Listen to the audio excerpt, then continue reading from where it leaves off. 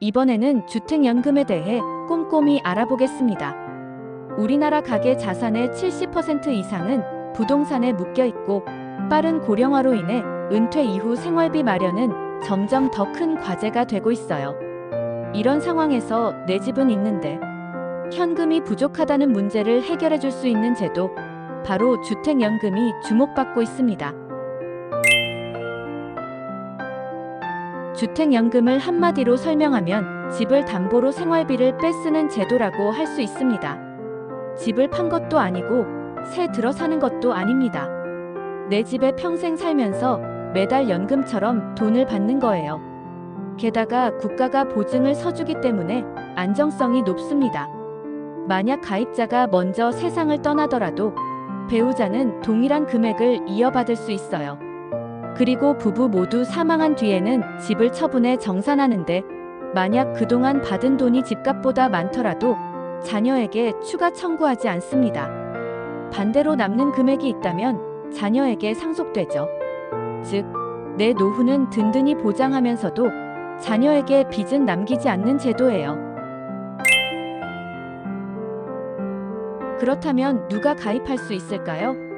부부 중 한 명이라도 55세 이상이면 되고 공시가격 12억 원 이하의 주택이나 주거용 오피스텔이면 가능합니다. 공시가격 12억이면 시세를 약 17억 정도로 보면 생각보다 범위가 넓어요. 혹시 2주택자인 경우도 있겠죠. 합산 공시가격이 12억 원 이하라면 가능하고 만약 그 이상이라면 3년 안에 한 채를 처분하는 조건으로 가입할 수 있습니다. 재미있는 건 가입 후에 다른 주택을 새로 구입하는 건 막지 않는다는 점이에요. 주택연금은 돈을 받는 방식이 몇 가지로 나뉩니다. 크게 기간을 정해놓고 받는 확정기간형과 죽을 때까지 평생 받는 종신형이 있어요. 특히 종신형이 많이 활용되는데요. 여기에도 세 가지 방식이 있습니다. 첫째, 평생 똑같은 금액을 받는 정액형. 둘째, 초반에 많이 받고 시간이 지날수록 줄어드는 초기증액형. 셋째, 초반에는 적게 받지만 3년마다 4.5%씩 올라가는 정기증가형. 이런 방식을 두고 상황에 따라 내가 원하는 걸 선택할 수 있습니다. 이쯤에서 가장 궁금한 질문이 나오죠. 도대체 얼마를 받을 수 있나요? 표를 하나 보겠습니다. 만약 6억 원 아파트라면 55세에 가입할 경우 월 약 89만 원, 60세면 120만 원, 65세면 145만 원, 70세면 178만 원 정도예요. 즉, 나이가 많을수록 기대 수명이 짧아지니까 매달 받는 돈은 더 많아진다는 특징이 있어요. 이번에는 같은 나이로 비교해 보겠습니다. 예를 들어 65세 기준이라면 6억 원 집은 145만 원, 9억 원 집은 218만 원, 12억 원 집은 291만 원이에요. 즉, 집값이 높을수록 월 지급액도 늘어난다는 단순한 원리죠. 만약 대출이 있는 경우는 어떨까요? 예를 들어 6억 원 아파트에 대출 1억이 있다면 먼저 그 대출을 갚고 남은 5억을 기준으로 연금액을 산정합니다. 당연히 수령액은 줄어들 수밖에 없어요.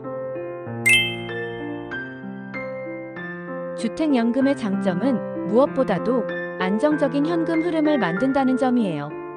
내 집을 그대로 지키면서도 매달 생활비가 꼬박꼬박 들어옵니다.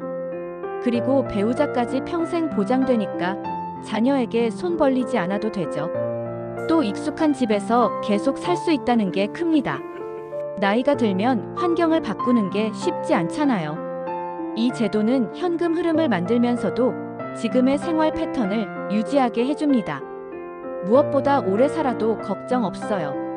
100세, 120세, 심지어 더 길어져도 국가가 끝까지 지급을 보장해줍니다. 그리고 집을 처분했을 때 남는 돈이 있으면 자녀에게 상속할 수도 있으니 완전히 끊기는 건 아니에요. 물론 주택연금의 한계도 있어요. 앞서 말씀드린 것처럼 집값이 오르더라도 월 지급액은 그대로라는 점이 가장 먼저 지적돼요. 또 시간이 지나면 물가가 오르니까 지금은 큰돈 같아도 2030년 뒤엔 생활비가 빠듯해질 수 있어요. 이사 문제도 있어요. 자녀의 육아를 돕거나 병원 근처로 거처를 옮겨야 하는 상황이 생기면 주택연금이 제약이 될 수 있습니다. 그리고 비용. 초기 보증료, 연보증료, 감정평가비, 등기 비용 등은 제도 운영에 꼭 필요한 비용이지만 가입자 입장에서는 부담스러운 부분이에요. 환급이 안 되는 경우도 많습니다. 마지막으로 상속 문제. 집을 처분한 뒤 남는 돈만 자녀에게 돌아가는데 월 지급액과 이자가 누적되면 기대보다 적게 남을 수 있습니다.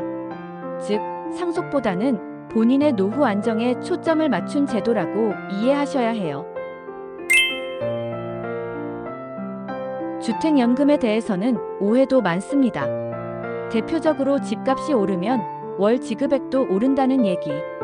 하지만 이미 가입 시점에서 미래 집값 상승분을 반영해 계산하기 때문에 이후에는 변하지 않아요. 총 수령액이 집값보다 적으면 손해다라는 인식도 있지만 이건 단순 계산에 불과해요. 주택연금은 내 집에 살면서 평생 안정적인 생활비를 확보한다는 안정감이 핵심이에요. 전월세 비용을 따로 내지 않는 점까지 감안하면 손해라고 보긴 어려워요. 물가 상승률이 전혀 반영되지 않는다는 말도 있죠. 하지만 정기 증가형을 선택하면 시간이 지날수록 지급액이 올라가도록 설계되어 있어요. 마지막으로 가입하면 이사 못 간다는 말도 있는데 사실 이사도 가능합니다. 다만 새집 가격에 따라 보증료를 더 내야 하고 월 지급액이 달라질 수 있을 뿐이에요. 그렇다면 실제로는 어떻게 가입할까요? 한국주택금융공사를 통해 신청하면 됩니다. 지사에 직접 방문하거나 인터넷으로 신청하거나 은행 창구를 통해서도 가능해요. 절차는 상담을 받고 필요한 서류를 제출한 뒤 주택조사와 감정을 거쳐 보증약정을 체결합니다. 그 다음 보증서가 발급되면 대출 실행과 함께 매달 지급이 시작됩니다. 필요한 서류는 주민등록 등본, 인감증명서, 가족관계증명서, 등기권리증 등이 있어요. 주택연금은 금리가 낮고 집값이 고점일 때 가입하는 게 유리해요. 또 가능하다면 최소 65세 이후에 개시하는 게 바람직해요. 그리고 받은 월 지급금 전부를 생활비로 쓰기보다는 일부는 저축이나 배당 상품에 투자해두면 물가 상승에도 대비할 수 있어요.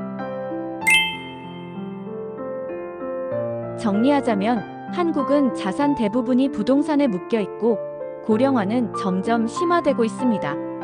주택연금은 이런 상황에서 노후 생활비와 주거 안정을 동시에 보장해주는 제도예요. 물론 집값 상승을 노리거나 상속을 중시하는 분들에겐 아쉬움이 있을 수 있습니다. 하지만 안정적인 현금 흐름을 원하는 분들에겐 든든한 안전망이 될 수 있어요. 결국 안정성과 자산 가치 중 어디에 무게를 둘 것인가는 개인의 선택에 달려 있어요. 구독과 좋아요, 댓글은 유익한 콘텐츠를 만드는 힘입니다.